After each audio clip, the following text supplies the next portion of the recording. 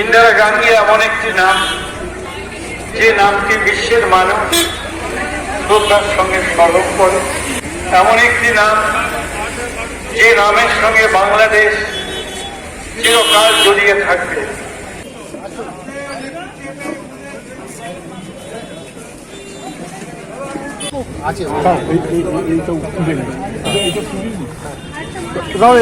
কংগ্রেসের পতাকা উত্তোলন করছেন আমাদের পূর্ণবর্ষ কংগ্রেসের সভাপতি শ্রী শ্রীমন্ত বসু মহাশয়। বন্দে মাতরম! বন্দে মাতরম! জাতীয় কংগ্রেস ছিল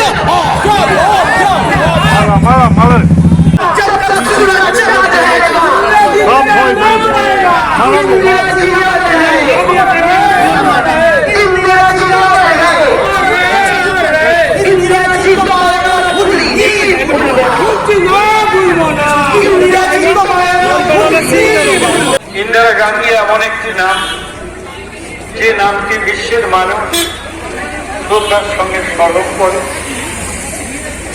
এমন একটি নাম, যে নামের সঙ্গে বাংলাদেশ চিরকাল জড়িয়ে থাকবে। ইন্দিরা গান্ধী জীবিত আছেন, ইন্দিরা গান্ধী জীবিত থাকবেন। কোন শক্তির ক্ষমতা নেই ইন্দিরা গান্ধীর নামকে অবলুপ্ত করতে পারে।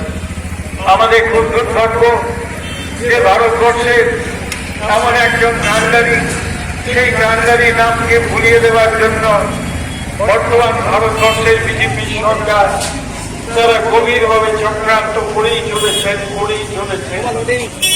কিন্তু তারা বুঝতে পারছেন না যে আধুনিক এই ভারতবর্ষ তৈরি করার জন্য একদিন পণ্ডিত জওহরলাল নেহেরু তিনি যে রেনেসাঁর নতুন জাগরণ তৈরি করেছিলেন, সেই জাগরণের বার্তাকে বহন করে নিয়ে গেছে ইন্দিরা গান্ধী। সেই ইন্দিরা গান্ধী ছিলেন বলেই আজকে নতুন ভারতবর্ষ তৈরি হয়েছে। সেই ভারতবর্ষকে আমরা ভুলি কেমন করে? তাই তাকে ভুলিয়ে দেওয়ার চেষ্টা করলেও তিনি অনন্তকাল জীবিত থাকবেন। শেষে একটি কথা বলি, গভীর বেদনার সঙ্গে বাংলাদেশে আজকে যা ঘটছে সেটা দুর্ভাগ্যজনক। যিনি নতুন বাংলাদেশকে তৈরি করে দিয়েছিলেন, মুজিবুর রহমানকে যিনি ক্ষমতায় আসার সুযোগ করে দিয়েছিলেন, বাংলা ভাষাকে যিনি মর্যাদা দিয়েছিলেন, সেই মুজিবুর রহমানের মূর্তি ভাঙচুর হচ্ছে। ইন্দিরা গান্ধীর স্মৃতিকে অবরুদ্ধ করার যে চক্রান্ত চলছে, এই জিনিস অত্যন্ত থাকে।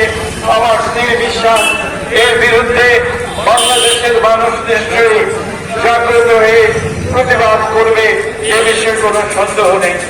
আমি আবারও আপনাদের সকলকে আন্তরিক অভিনন্দন, শুভেচ্ছা জানিয়ে আমার বক্তব্য শেষ করলাম। জয় হিন্দ, বন্দে মাতরম।